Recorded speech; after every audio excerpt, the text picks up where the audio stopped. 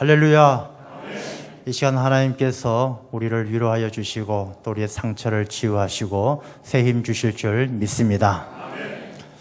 오늘 이 본문의 말씀 가운데 하나님께서 우리에게 약속을 하십니다. 내가 하늘에서 듣고 그들의 죄를 사하고 그들의 땅을 고칠지라. 하나님께서 우리의 땅을 고쳐주신다, 이렇게 약속을 하십니다. 저는 이 말씀을 묵상하면서 땅이란 게 무엇인가 생각을 해보게 됩니다. 땅.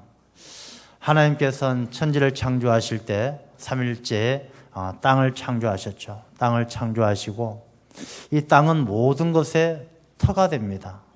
땅 위에 모든 것들이 살아가게 되죠.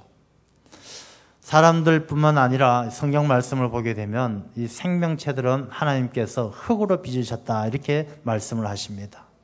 땅에서 생명이 나오고 땅 위에서 살다가 땅으로 돌아가는, 흙으로 돌아가는 것이 생명인 것을 볼 때에 이 땅은 우리 영은 하나님으로부터 왔지만 이 땅은 이 땅에 육신을 입은 이 땅의 생명들의 모태다, 그런 생각을 해보게 됩니다.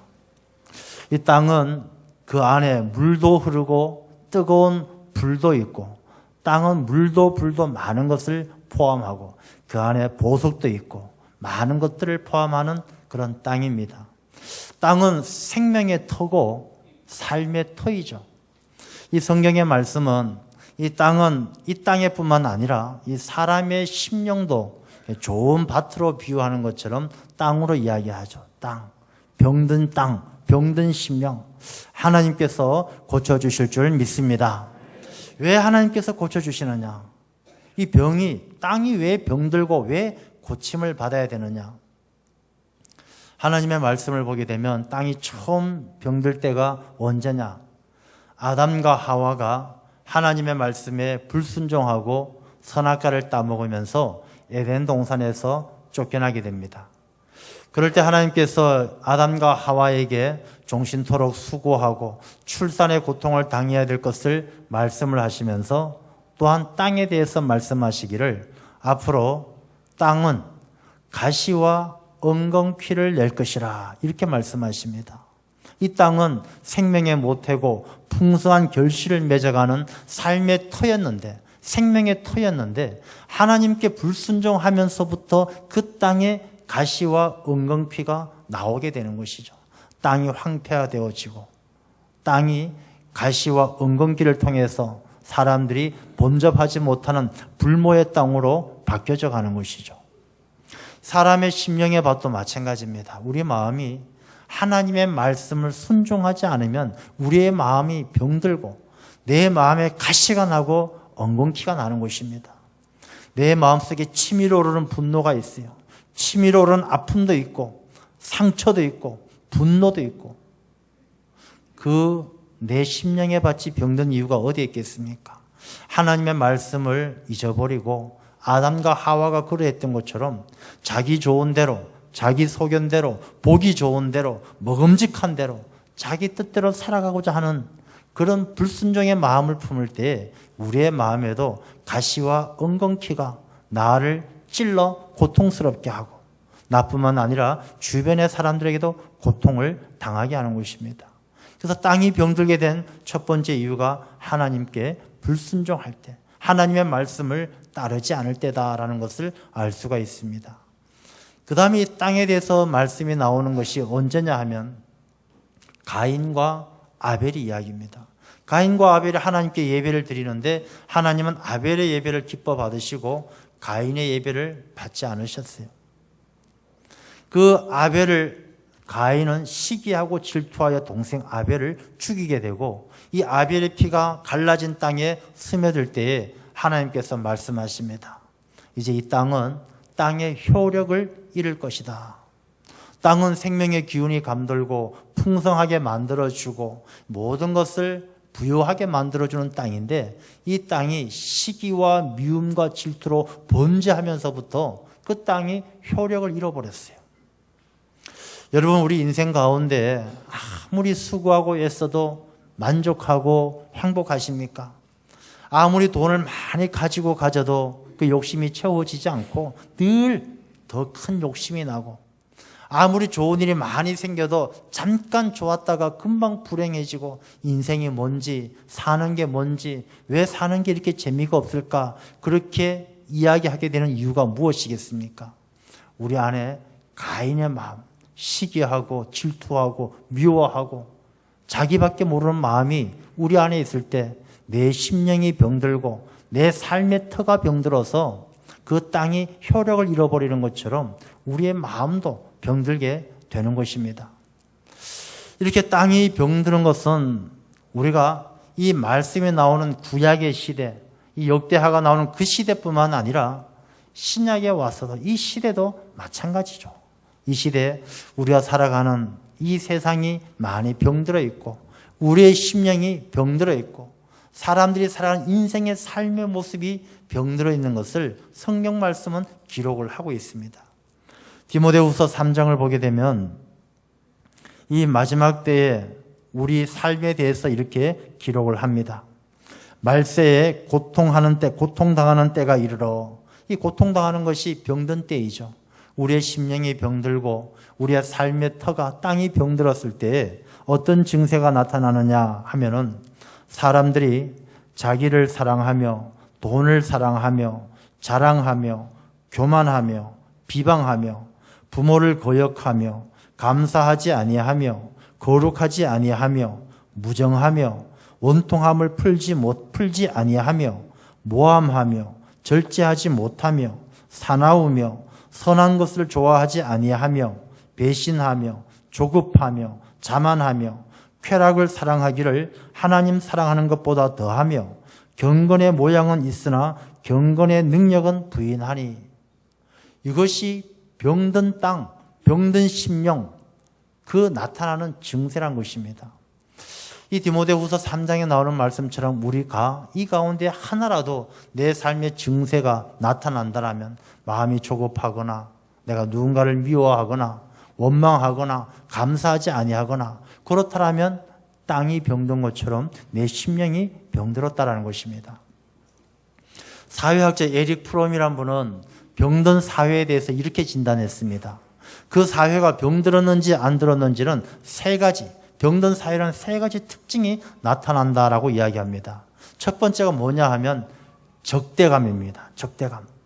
내가 나를 지지해주고 나와 함께하지 않으면 다 적으로 생각하는 것입니다. 이 현대 사회가 그렇지 않나 싶습니다.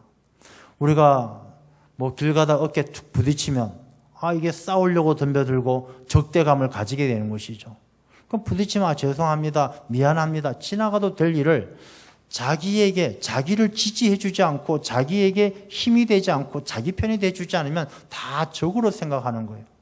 그래서 가끔 TV를 보게 되면 100분 토론, 무슨 끝장 토론, 이렇게 토론하는 것을 보면 또 그런 것을 느껴요. 자기가 주장하는 것에 대해서 공감해 주지 않고 맞장구 쳐주지 않으면 막 다 적으로 생각하고 싸우려고 하고 다투려고 하는 것입니다. 이 병든 사회의 한 단면을 보는 것이죠. 두 번째 병든 사회의 특징은 무엇이냐? 불신입니다. 믿지를 못하는 겁니다. 아무리 이야기해도 믿지 않는 거예요. 자기에게 유익하지 않고 자기에게 도움이 되지 않으면 아무리 이야기해도 믿지 않는 불신의 사회, 깊은 병이 든 사회이죠. 세 번째는 사람이 도구로 전락하는 사회.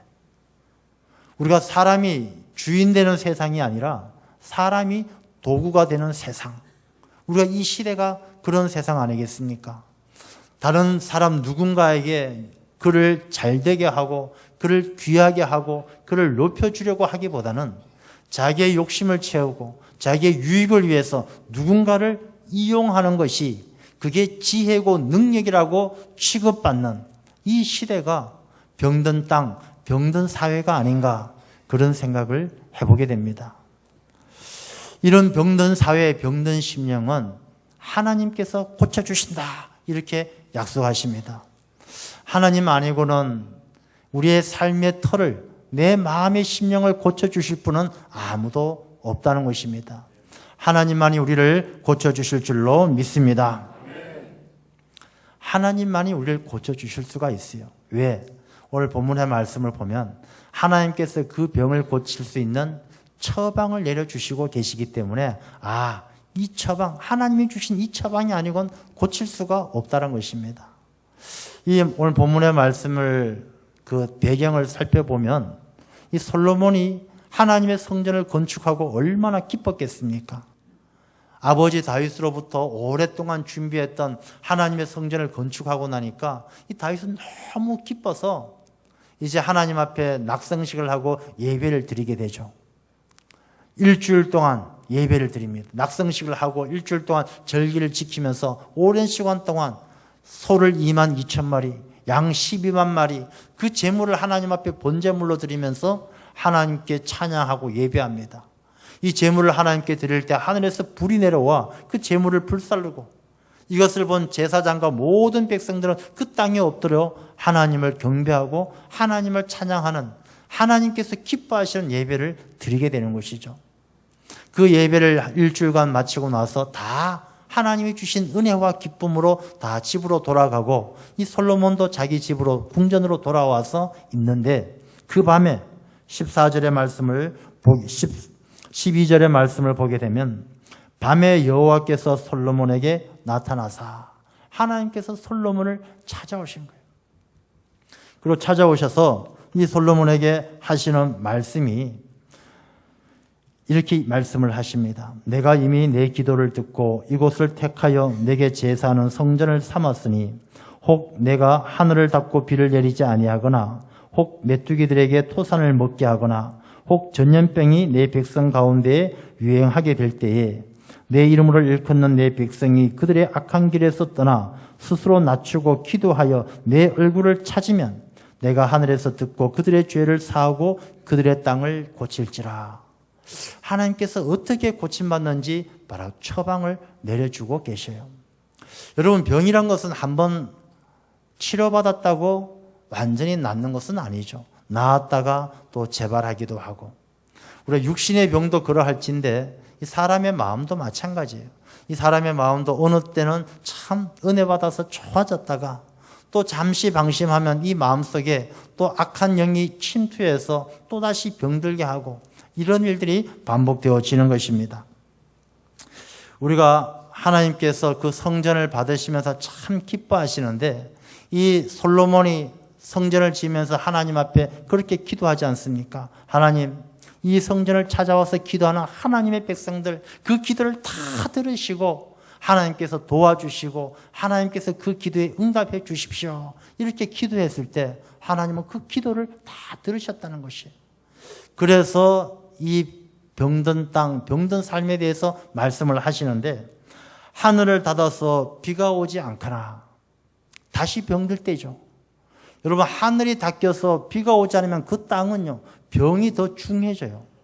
여러분, 하늘에서 비가 오지 않는데 그 땅이 바짝바짝 말라가지고 그 땅에는 가시덤불과 엉겅퀴만 날 뿐이지 이 열매 맺는 나무들이 자랄 수가 없는 것이죠. 하늘이 닫히고 비가 오지 않으면 그 땅은 병이 더 중해지는 거예요. 여러분, 사람이 피부만 좀 건조해도 간지럽고 견딜 수 없이 고통스러운 일인데 이 땅이 바짝바짝 마르면 그 땅 위에 살아가는 모든 생명들이 고통받는 것이죠. 땅이 깊이 병드는 것이죠. 우리의 심령도 하늘이 닫히고 비가 내리지 않으면 병들게 되는 것입니다. 하늘이 닫힌다는 것은 하나님과의 관계가 끊어지는 거예요. 하나님 없어도 돼. 나 혼자 잘 살 수 있어. 하늘의 문이 닫히고 비가 내리지 않는다는 것은 성경 말씀을 보면 하나님께서 우리에게 늘 은혜의 단비를 주셔요. 신명기 11장을 보게 되면 이른 비 늦은 비 때를 따라 주시는 비가 있을 때에 곡식과 포도주와 기름을 얻게 될 것이라고 말씀을 하십니다.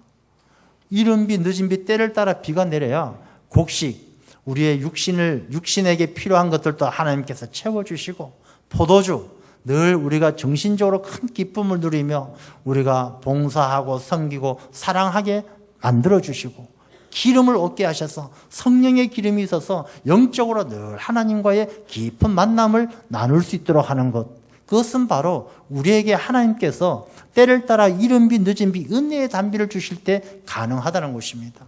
그런데 내 마음에 하늘의 문이 닫히고 비가 내리지 않아요. 그럼 내 마음에 가시와 은공키만 자라나고 땅의 효력을, 내 마음의 심령의 효력을 잃어버리고 내 마음은요 아주 치밀어 오르는 것입니다. 사는 게 짜증스럽고 불평하고 원망하고 분노하고 우리의 마음이, 우리의 땅이 다시 병들 수 있다는 것입니다. 또 어떻게 병들 수 있느냐? 메뚜기들이 토산물을 다 먹어버렸대요. 여러분, 농사를 잘 지어놨는데 메뚜기떼가 한번 싹 지나가고 나면 아무것도 남지 않습니다. 그야말로 그 땅은 황폐화되어 버리는 것이죠. 메뚜기들이 와서 그 잘 익은 열매를 따먹어버리면 그 곡식들 1년 동안 고생한 게 다 헛수고가 되는 것이죠. 여러분, 우리 마음에도 메뚜기가 지나올 때가 있어요. 메뚜기도 한철이라고 하는데 그 메뚜기가 찾아올 때가 있어요.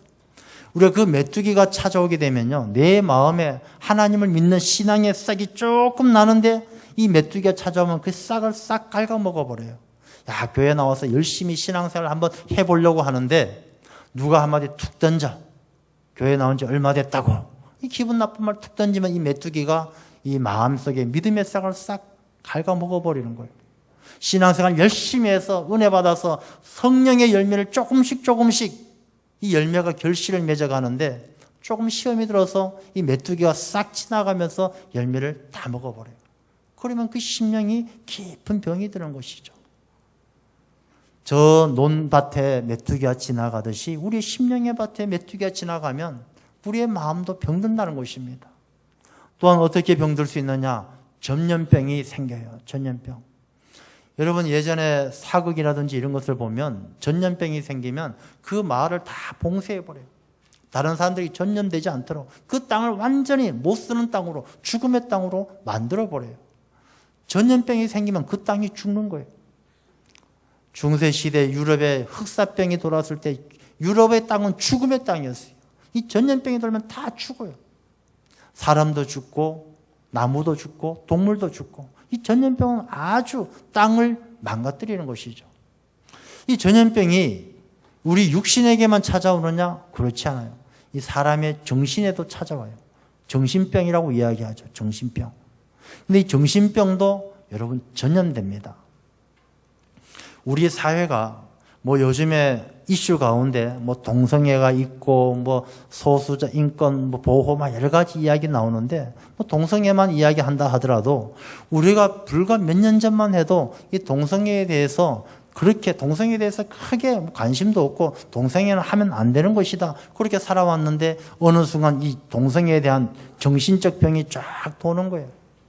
너도 나도 뭐 동성애를 지지해야만 남들에게 앞서가는 사람처럼 보이는 것 같고 또 지혜로운 것 같고 똑똑한 것 같고 그냥 옳고 그런 걸 떠나서 이게 정신적인 병도 전염이 되는 거예요. 영적인 것도 그래요. 영적인 것도 우리가 이단들이 이야기하지 않습니까? 이단들이 뭐 피가름을 하고 어떻게 이야기하면 우리가 정신 바짝 차리고 보면 말도 안 되는 이야기예요. 지금 엉터리 같은 이야기고 말도 안 되는 이야기인데 이단들을 가까이 하다 보면요 영적으로 전염되어져요. 영적인 전염병이 생기는 거예요. 그래서 이 전염병은 이 땅의 전염병, 육신의 질병, 전염병이 땅을 망가뜨리는 것처럼 내 심령도 전염병에 걸리면 그 심령이 망가지는 거예요. 이 땅이 병들고 땅이 망가지면 그 땅을 어떻게 고쳐야 되느냐? 하나님께서 고쳐주시는데 하나님께서 그냥 고쳐주시는 것이 아니라 하나님께서 내린 처방이 있다는 것입니다. 그 처방을 우리가 잘 따를 때에 우리 인생도 고쳐주시고 우리 가정도 고쳐주시고 우리 교회도 고쳐주실 줄 믿습니다. 그래서 우리가 이 하나님의 말씀을 주신 말씀을 마음에 깊이 새기고 이 처방전을 잘 따라야 되는데 그 처방의 첫 번째가 무엇이냐면 14절 말씀을 보면 내 이름으로 일컫는 내 백성이 그들의 악한 길에서 떠나 시작합니다. 악한 길에서 떠나라는 것이 첫 번째 하나님의 처방입니다. 여러분 악한 길이란 것은 어떤 길이겠습니까? 뭐 은행 강도, 은행 털러 가는 길, 사람 죽이러 가는 길, 그 길만이 악한 길이겠습니까? 이 악한 길은 하나님을 떠나서 멀리 하나님으로부터 멀어지는 길이 바로 악한 길이에요. 하나님 없어도 괜찮아. 하나님 없으면 내 힘, 내 능력대로 살아가지. 자기 생각, 자기 능력, 자기 힘으로 세상의 성공을 위해서, 자기 욕심의 만족을 위해서 가는 그 길이 바로 악한 길이에요. 하나님이 없으면 그 길이 바로 악한 길이에요. 그래서 하나님께서는 악한 길을 떠나라는 것은 하나님 없이 살아가는 사람들은 고침받지 못해요. 왜? 하나님만이 땅을 고칠 수 있는 힘과 능력이 계신데 하나님께 돌아오지 않고 치료받지 못하는 것이죠. 우리가 의사들도 몸이 아프면 병원에 가서 전문의에게 치료받듯이 우리가 전문의에게 가야 되지 친구 찾아간다고 그 병에 맞는 처방을 받을 수 있는 것이 아닌 것처럼 우리의 삶을 고쳐주시고 우리의 털을 고쳐주시고 우리의 심령을 고쳐주시는 것은 악한 길에서 떠나 하나님께로 나아가야 될 줄로 믿습니다. 하나님께 가는 것이 첫 번째 처방이에요. 악한 길에서 떠나 세상의 길에서 떠나 하나님께로 나아가는 것. 이 하나님께로 나아갈 때는요, 자기 자신을 비우고 나가야죠. 우리가 병원에 갈 때도 마찬가지로 병원에 가서 내가 뭐 이런 저런 약 처방해 주십시오 하고 아는 척하면요, 의사들이 기분 나빠하고 치료 안 해줘요. 그렇게 잘났으면 집에 가서 혼자 치료하세요. 안 해줘요. 우리가 하나님께 나아갈 때도 마찬가지예요. 하나님께 나아갈 때도 하나님, 나는 무익한 종입니다. 죄인입니다. 나는 아무것도, 죄 많은 내 삶의 모든 찌꺼기 다 내려놓고 하나님의 은혜를 사모하며 빈 마음으로 하나님께 나아갈 때 하나님은 우리의 심령을 치료하시고 내 삶의 털을 고쳐주실 줄 믿습니다. 두 번째는 스스로 낮추고 기도하여. 여러분, 우리가 스스로 낮춘다는 것은 겸손하다는 것인데 이 본문의 말씀에 스스로 낮추고 기도하여, 이 말씀은 우리가 겸비하다, 옛 성경에는 겸비라는 표현을 썼었는데 이 겸비하다는 말씀의 의미는 겸손하고 조금 차이가 있어요. 우리가 남을 나보다 낮게 여기고 자신을 낮추는 게 겸손이라면 이 겸비하다는 것은 자기 자신, 낮고 낮추어진 겸손한 자기 자신을 상대방에게 전적으로 맡겨드리는 것까지 포함하는 거예요. 자기 자신을 가장 겸손하게 낮추어서 낮추어진 자기 자신을 상대방에게 전적으로 다 내어주는 것, 그게 바로 겸비한 기도다라는 것입니다. 여러분, 기도란 것은 내 자신을 낮추고 내 자신의 모든 것을 하나님의 손에 맡겨드리지 않으면 하나님 앞에 온전하게 기도할 수가 없어요. 하나님을 믿는 믿음, 그 믿음으로 내 자신을 번제물처럼 하나님께 내어드릴 때, 하나님에게 맡겨드릴 때 하나님께서는 우리의 기도를 들으신다라는 것입니다.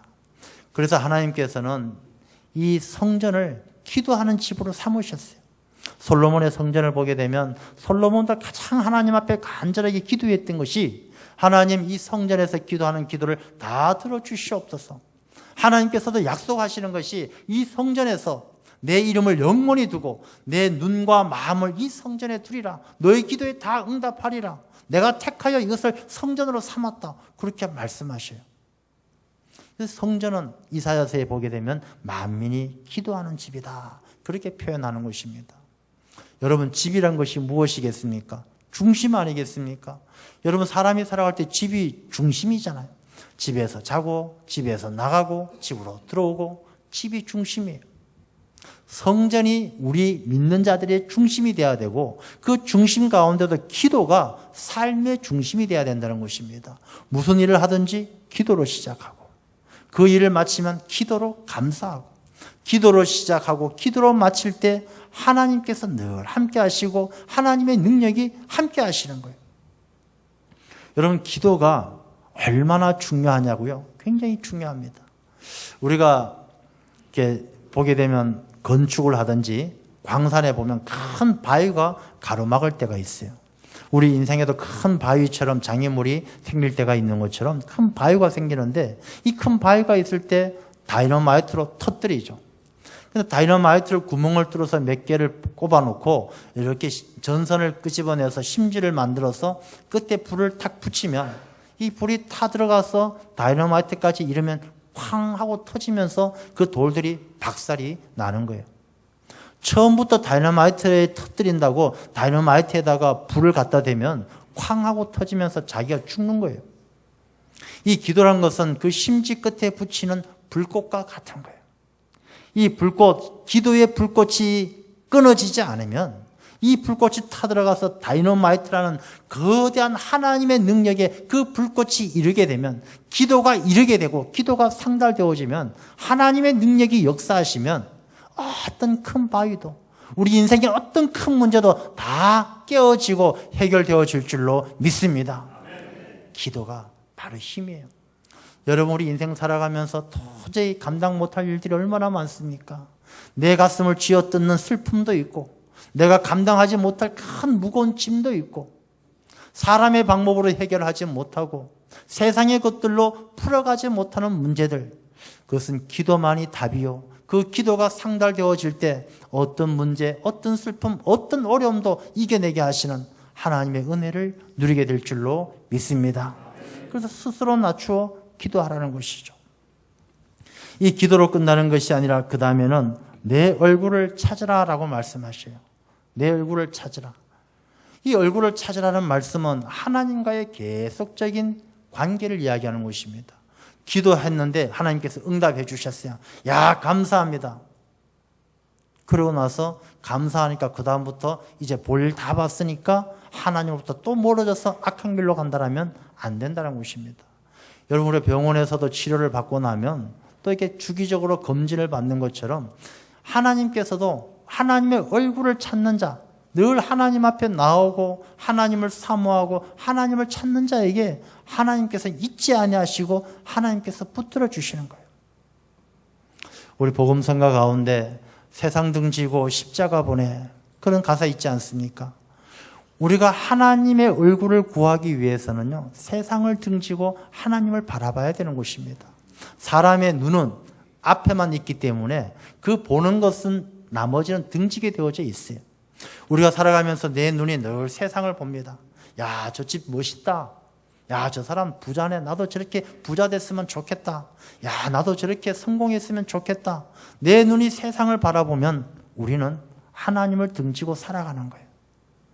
우리가 세상을 바라보는 그 순간순간은 다 하나님은 내 등 뒤에 하나님과의 관계가 멀어지는 것이죠.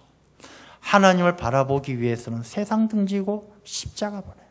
세상 등지고 하나님 보내요. 세상을 등진다는 것은 세상에 관심을 끊고 세상에 마음을 두지 말라는 것이 아니라, 세상에 무관심하라는 것이 아니라 세상에 내 마음을 빼앗기지 말라는 것입니다. 여러분, 예수님 잘 믿고 하나님 잘 믿으면 복 주셔요. 우리가 성경 말씀에 보면 아브라함도 복 받았고 이삭도 복 받았고 야곱도 복 받았고 욥도 복 받아서 큰 부자가 되었어요. 하나님을 잘 섬기는 자, 하나님의 얼굴을 구하는 자는 하나님께서 능력 주시고 힘 주신다는 것입니다. 부자가 나쁜 게 아니에요. 뭐가 나쁘냐? 돈을 사랑함이 일만하게 뿌리라고 돈이 최고다, 세상이 최고다, 하나님보다 세상의 것들을 우선순위하게 되면, 하나님의 얼굴을 구하지 않고 세상의 즐거움과 세상의 성공을 구하게 되면 그것이 바로 내 심령이 병들고 내 삶의 터가 병들게 된다는 것입니다. 우리가 세상 등지고 하나님의 얼굴을 구할 때 하나님께서는 우리에게 땅을 고쳐주시고 심령을 고쳐주시고 은혜 주실 줄 믿습니다. 그런데 이 구약의 솔로몬의 성전이 지금까지 있느냐? 지금은 솔로몬의 성전이 없죠. 오늘 말씀 뒤에 보게 되면 19절 말씀을 보게 되면 이렇게 말씀을 기록합니다. 그러나 너희가 만일 돌아서서 내가 너희 앞에 둔 내 율례와 명령을 버리고 가서 다른 신들을 섬겨 그들을 경배하면 내가 너희에게 준 땅에서 그 뿌리를 뽑아내고 내 이름을 위하여 거룩하게 한 이 성전을 내 앞에서 버려 모든 민족 중에 속담거리와 이야기거리가 되게 하리니. 솔로몬이 그렇게 성전을 자기 손으로 건축하고 하나님을 잘 섬겼던 솔로몬이 노년에 이방의 여인들에게 마음을 빼앗겨서, 세상의 마음을 빼앗겨서 하나님의 얼굴을 구하지 않고 세상의 즐거움을 구하다가 우상 숭배를 하게 되고, 그 우상 숭배하게 되어졌을 때 솔로몬이 지었던 그 성전은 하나님께서 버리신 거예요.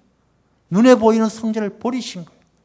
이야기거리가 되게 하신 거예요. 오늘날에 저기 예루살렘 성전에 솔로몬 성전이 있었는데 지금은 황금 이슬람 사원이 섰다, 이야기거리가 되게 하신 거예요. 하나님께서 이 솔로몬 성전이 무너지고 그러면 만민이 기도하는 집, 하나님을 찾는 자들을 그냥 방치하시고 버려두셨느냐? 그렇지 않아요. 이 솔로몬의 성전은 무너졌지만 예수님께서 이 땅에 오셔서 주는 그리스도시요 살아계신 하나님의 아들이십니다라는 베드로의 고백 위에 주님께서 교회를 세워주신 거예요. 이 교회를 세우시고 예수님께서 말씀하십니다. 음부의 권세가 교회를 이기지 못하리라. 어떤 음부의 권세도 어떤 악한 세력도 교회를 이기지 못하게 될 줄로 믿습니다. 하나님께서 솔로몬의 성전과 비교도 할 수 없는 귀한 교회를 세워주신 거예요. 그리고 그 교회 가운데 예수님께서 말씀하십니다. 내가 천국의 열쇠를 내게 주리니 이 땅에서 매면 하늘에서도 매이고 이 땅에서 풀면 하늘에서도 풀리리라. 이 구약의 솔로몬 성전에 약속해 주셨던 그 약속이 지금도 여전히 유효하다는 것이죠.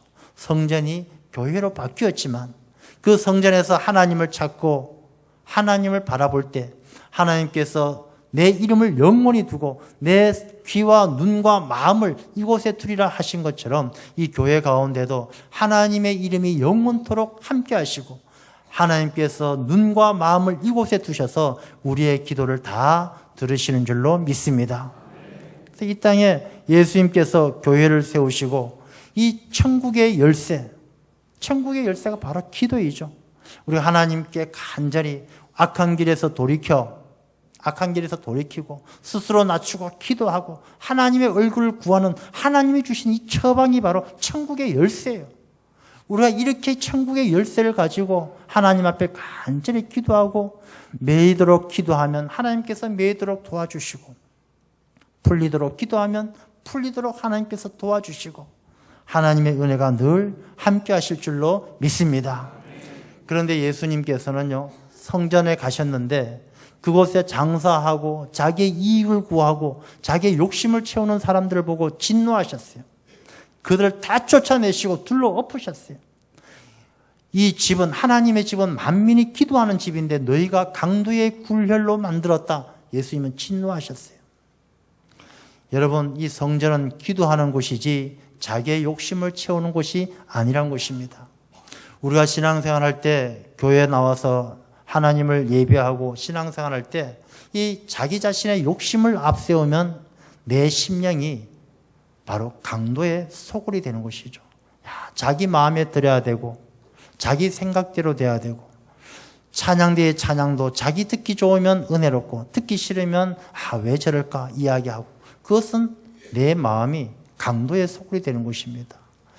우리가 하나님을 섬기고 하나님을 믿는 우리들은 만민이 기도하는 집, 이 교회 가운데 기도하고 하나님의 은혜를 구할 때 악한 길에서 돌이켜 스스로 낮추어 기도하고 하나님의 얼굴을 구할 때 하나님께서 우리의 입술을 고쳐주시고 우리의 마음을 고쳐주시고 우리 인생을 고쳐주실 줄 믿습니다.